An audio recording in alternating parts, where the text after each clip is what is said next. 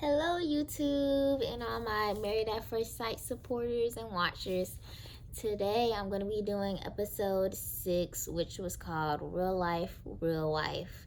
And I'm so excited to talk about this episode because all of the couples moved in together, okay? So, we had a little more extra drama this episode. So, yeah, I'm just gonna, like I always do, just go over the little highlights and the things that stood out to me this episode and just give my opinions. And yeah, we'll just go from here. Make sure to leave any of your thoughts about the episode down below. Go ahead and leave them right now because I love to respond and like everyone's comments. So, yes, we're just gonna get straight into this. Okay, so this episode we started off with all the couples leaving the honeymoon.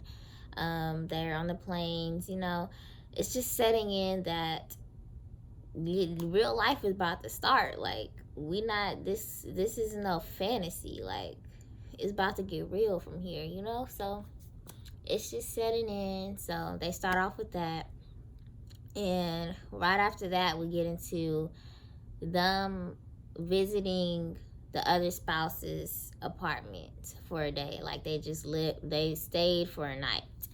So we started off with Greg and Deanna, and Greg got to see Deanna's place. They stayed at her place first. Off the jump, Greg seemed a little uncomfortable, and she seemed very uncomfortable to me. Like, showing him around. You can tell it was just so obvious that she ain't never showed a man around her place before, which makes sense. She has been in a relationship for 10 years. So, yeah, that just was awkward. He seemed a little bit overwhelmed. He even said that he was overwhelmed about all the stuff that she had in her apartment.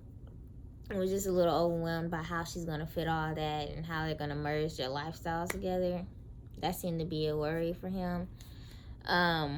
The funny thing about this episode was not this episode, but this part was that he did meet her dog, Sandy. I like Sandy. She seemed like a real sweetheart, but she did say that Sandy is very, like, skittish of men, which I thought was kind of strange.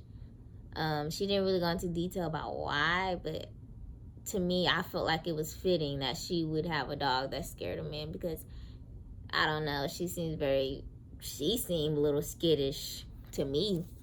And then Greg was even like, oh, yeah. He had said that the dog remind him of her and how he gotta go slow with her, just like he gotta go slow with that dog. And I was thinking the same thing. I was like, Polo Greg, he is having to go so slow with her. I'm like, hang in there, fella, hang in there. But the dog seemed to be, like, it seemed like the dog warmed up to him a little bit. So we'll see how that goes. But yeah, that was pretty much it with them. And then we go into, who was next? Beth and Jamie. So Beth and Jamie, they went to Jamie's place first. Elizabeth, you know her extra ass. She had to be extra about everything, of course. They went to his place. Very neat. Everything is in order. Everything is color coordinated. Everything looks just perfectly placed. And as Elizabeth said, freakishly neat. And you can tell she was just like, okay, I mean, you do you, but this ain't gonna last very long. Like, she kept saying, you do you, boo. And I was like, oh, Lord. She basically giving you, like, a little tea, like, saying, oh, look, fella, this ain't gonna last very long. Not with me. I was like, oh, Lord. Off tops, I was thinking, okay, this may cause some issues, because if she's not neat and she all over the place and he likes his stuff to be really neat, that may cause some tension on his end, because he may be like, oh, why is she so messy and why is she so unorganized and all that. So I don't know. I was thinking that may cause some issues, but hopefully not. But we'll see with them. So that was pretty much it. She mentioned that she would mess it up, like, she don't do glass and all that. So yeah. Then they had went into Matt and Amber. Literally only showed them for like 5 seconds. She stayed at his friend's place, so I was just like, okay, that was like very boring. They literally could have left that out. I was just like, why they didn't just start off at her place? They should have just completely cut his place out. I didn't know, but whatever. We go to Keith and Iris. They went to Keith's house. They stayed there for the night. They didn't really show much of them either. The only thing they showed was them in the bed, and she was like, yeah, your bed wasn't made. And he was like, oh, okay, well, now we'll have to see this thing, improve on these things to make me a better man. I'm like, oh Lord, okay. So that's pretty much with that part. Oh, I'm tripping. So after that, we did find a scene of her because she was looking through all of his stuff, being very nosy, which I don't see nothing wrong. I mean, you his wife. I mean, you don't know this man really like that, so you kind of want to get the most you can get to see a little bit of who he really is, so that girl looking through everything, drawers, bottles, everything, and she found something she didn't want to see. She found a box of condoms, an empty box of condoms. So, she was a little, she didn't take that so well. Called him in there, talking about I have some questions. And he's like, already? Like, he knew she was going to have questions, but he didn't know it was going to be that quick. You feel me? So, yeah, they go in there, they have a little discussion. She's like, where did the condoms come? All that. And he's like, I took them for the honeymoon. My thoughts in that moment, I was like, nigga, no, you did not take.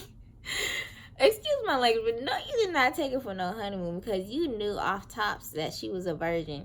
You knew, did you really think you was going to get something? You really thought you was going to get some? You know she's a virgin. You knew from the jump. So I was just like, really? Really? Is that why? But, maybe that's just me being extra. But yeah, so he did show her the bag, and there was 3 left in there, and she was like, where's the other ones? Like, this is pretty much making a problem that maybe didn't really need to be a problem, because obviously he used them before y'all was together, but she took it like, oh, he's more experienced, and I don't like how he was out here doing all that, pretty much like being a hoe before me. And then he had to calm her down, like, hey, look, like, that was before us. Like, we should focus on the future and the present, not the past, like, let's leave the past alone. So, or not take past problems into the future. So, that kind of calmed her down, and then she was like, even though we're not having sex, I kind of wish that you had used those on me. I was like, oh. Keith was like, oh, really? Really? He was like, okay. I was like, all right, Iris. So, yeah, pretty much after she had said that, they pretty much made up, and yeah, that was it. So what's next? So then we go back to Matt and Amber. I guess he showed her his small little place, the room, I guess. And like, the whole time I'm just like, this is awkward, because she was not saying anything. She looked so like off. This whole scene just looked off. And he was just talking. I'm like, I didn't even know if he realized what he was saying is just causing so much triggers in that poor girl. so many triggers in her. Like, I could just tell she was just thinking, like, he's gonna leave me. Like, it was just written all over her face. And I don't blame her because, like I said, he don't seem stable. He said this in this scene, he was like, oh yeah, I mean, I live here, I don't really have a lot of stuff. My friend let me crash here because I was thinking about going overseas just in case I go back and take a gig overseas. I was like, so it's still an option to you, and that you keep saying that. So maybe you lied to the producers saying that you was ready, but that was always an option in your mind. And so he's just like, yeah, like I don't really have a lot because I'm always moving, and like everything just seems like a hotel to me. Like, this seems like a hotel to me. And I was just like, okay, no, because you can't. Well, no, I'm thinking, okay, unstable vibes. I'm not feeling him. It's worrying me because I'm like, okay, what if he views this process, this married at first sight process, as just like another little gig that he's gonna just pick up and then like drop off and move on to the next. Like, no, it's not that. It's not supposed to be this little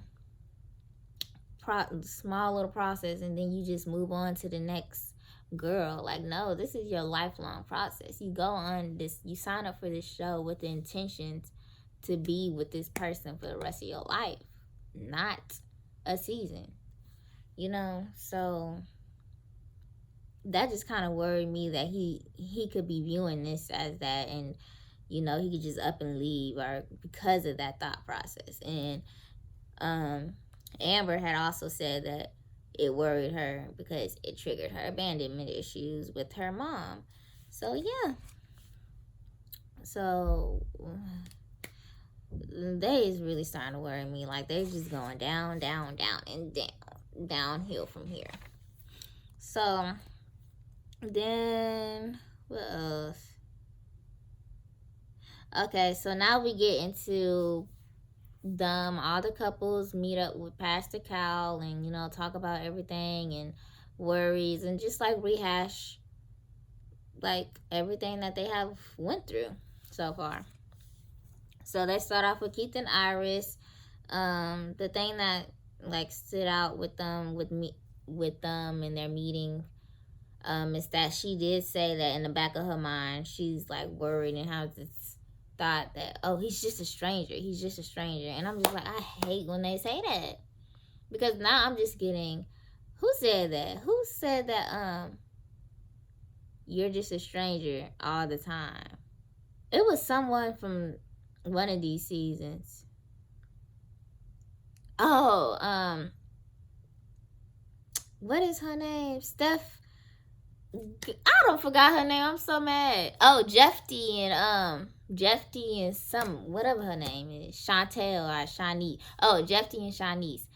He stayed calling that girl a stranger. And I'm like, now I just have PTSD about that, because I'm just like, no, do not use that. Like, yes, y'all were strangers at that point, but you've known this person for a week now. Don't throw out the stranger word. This is your husband, okay? So yeah, and Pastor Kyle checked her on that.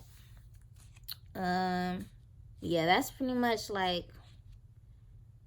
what I can remember that like stood out from that. So then we hop back to Jamie. They meet up at Elizabeth's house to meet with Pastor Kyle. He actually took her place very well, which I was shocked about, because obviously you can tell the huge difference between her and them. Like, she all over the place, and he seemed to understand that and kind of seemed to like it. So I was just like, okay, that was really shocking to me, because I thought he was going to be like, you know, turned off by it or like put off by her way of living, but he seemed to take it pretty well. So yeah, did they even talk to, they did talk to Pastor Cal but they did it like last. So I'm going in order of the episode because I wrote my notes like in order. So yeah. So then we get back to Matt and Amber. So Matt goes to Amber's apartment, and yeah, that's when they meet Pastor Cal. Like they meet at her apartment. But yeah, when they had got to, I wrote down that he already breaking shit because right when he got up in there, he breaking the shower curtain and all that. I'm like, oh Lord, he already breaking shit. But yeah, so they got into their meeting with Pastor Cal. I noticed that this was the only couple that Pastor Cal separately talked to, unless he did that with all the other couples off camera. I don't know, but from what I'm seeing, this was the only couple he separately talked to. So I was like, why? But yeah, so he talked to Amber first, and she like pretty much was like, yeah, like I really like him. Like I am falling for him, and I'm scared because I'm falling for him. And yeah, just like pretty much saying good things. And then Pastor Cal's like, so how does his like job situation, how do you feel about that? And she was like, yeah, that scares me because you know, like it causes abandonment issues in her, as she said many times before. And then we get into how she kind of is scared. She said in the confessional that she's scared that maybe it won't be reciprocated, her feelings. Like maybe he won't reciprocate her feelings for her. So yeah, and you know what? That kind of worried me too because she seems more into him than he's into her. Like, you know, I haven't heard him give her no compliments, nothing. Like, she be giving most of the compliments. So, yeah. So then we get into Matt. He talked to Matt. Pretty much, I was just getting weird vibes from Matt. Like, he had asked him if he can see if Matt can see himself falling for Amber. And, like, his whole body language was off. He said yes, but, like, his body language was saying, I don't think so. Like, I was just like, what? Like, I was not getting yes from that. Like, his body language was just, like, completely off. So, yeah, it just doesn't seem like he's gonna reciprocate the feelings that she's already having for him. So, yeah, that was just like, okay. So then, I had completely skipped Beth and Jamie's meeting. My bad about that. It just popped up back into my head. So Beth and Jamie actually did meet. They met at Elizabeth's place, and like the meeting was nothing really stood out to me other than the fact that he was like, they need to. Pastor Kyle mentioned y'all need to make sure y'all communicate effectively, and gave them an exercise to do called Naked or something like that, where when someone has an issue, you say the word and like completely like just listen. Don't rebuttal, don't none of that. Just listen to what they have to say. So yeah, that's pretty much all he gave them. Pretty much the only thing that really stood out to me about them. They are going pretty smoothly. Like they are doing really well in my eyes. So yeah. So then after this, we go into all three couples. This is something new that Married at First Sight is doing, where they have all three couples stay in the same apartment complex. I thought this was so different. Like it was so, like, I can see why they do it, because I actually like it, because now the couples are going to be more like, all three of them are going to be more close and more like a part of each other's lives. Because the previous seasons, they would be on different sides of the city, you know, like different areas. And yeah, so they'll be closer this season. I think that's pretty cool. But I kind of do miss how they used to buy apartments together or go looking for apartments together. But hey, more episodes for us because that cut down all that. So we can get into the juicy, okay? So yeah, they do that. We go into Beth. She over here saging the apartment. Her little crazy shenanigans. Jamie just like, hey, I'ma just let her do her thing. he learning her. He's learning that I'ma just let her do what she do. And I'm like, okay, you catching on, Jamie, because that's what you're gonna have to do with her. She all over the place. You just gonna have to just go with the flow. Like, let her do her. Let her do her. So yeah. And then we go into who else? Who was after that? Because my notes after that, I just was getting tired of writing notes. I think they went into Greg and Deanna. So Greg and Deanna, they moved in. She got all her stuff everywhere. Like, it's just like she was not making no room for poor Greg. He came in. He said, "Oh, you took the whole the whole side." I was like, dang, she really did take. She left him that small little area and then gonna take the whole sink. I'm like, okay, like that's not gonna work, girl. You're gonna have to get him some. You have to make space for him. He's here too. So yeah, she's gonna have to compromise. She's gonna have to compromise. But we did see a scene of him interacting with the dog, which is so cute. Sandy definitely likes him. He got the dog to come over to him and give him a high five, so that was cute. That was really cute. And then he was like, so, you know, like, can you speed it up like Sandy did? Like, you know, kind of throwing some little hints out. You feel me? He got a long way to go, Greg. I can tell you from right here, you have a long way to go. So you're gonna need to be patient. So yeah. So then we get into Matt and Amber. They have a whole scene going on. So what stood out to me was that when they had moved in, Matt put his stuff in the other bathroom. Like, basically, they had separate bathrooms. And Amber came in there. She felt the way. Basically, pretty much exploded.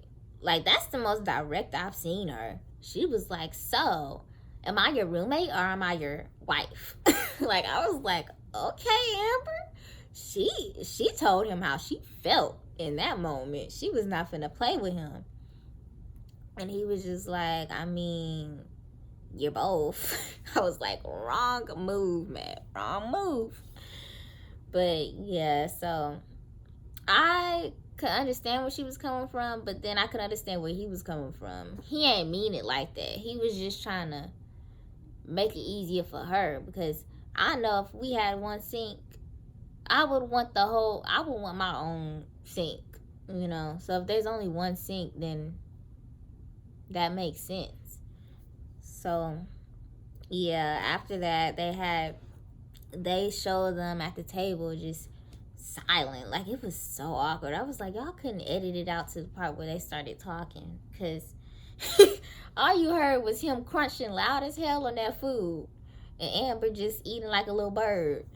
And then finally they started talking, and she was like, yeah, I'm sorry for overreacting, basically saying, yeah, I definitely overreacted about that, and basically told him how it just triggered her abandonment issues, which pops up so much with her. But yeah, pretty much that she just doesn't want that distance because it reminds her of her mom. And he was just like, oh, well, I ain't mean it like that. I was just trying to make it easier for you. So I guess they made up. I don't know. They are slowly they are just going downhill fast. Like, it is just so bad. I don't like seeing that because they were my number one. Well, no, not number one. That was Keith and Iris. They were my number two, and now they're just like, they tied with Greg and Deanna. At this point, I'm like, no, Greg and Deanna kind of winning because Greg and Deanna, they seem to be getting used to each other a little more. It's just Deanna just closed off. As soon as she opens up to him, they'll be good. But as long as she stay closed off like this, they ain't gonna last. They not gonna go nowhere. But Matt and Amber's like, he just seems so unstable, and she needs stability.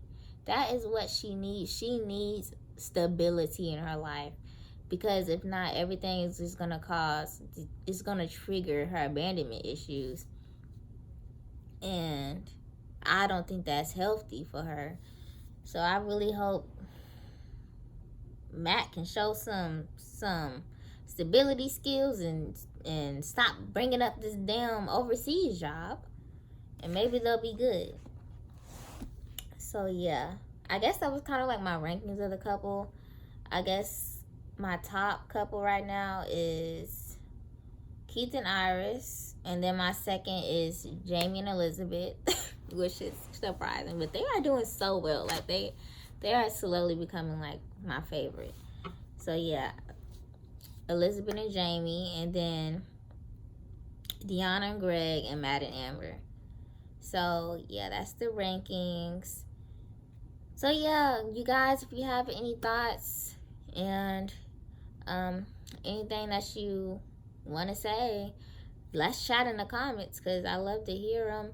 Go ahead and leave a thumbs up. Subscribe to my channel, because I will be here every Thursday, or I'll try to get it up Wednesdays, but for the most part, I'll be up Thursdays. So yeah, I'll be here every Thursday, talking about every episode. I'm getting used to this. This is the first time I actually have my notes. So I guess I'll try to like make them more organized next time. But usually I just go like in order of the episode. But yeah. So yes, guys, I'm out.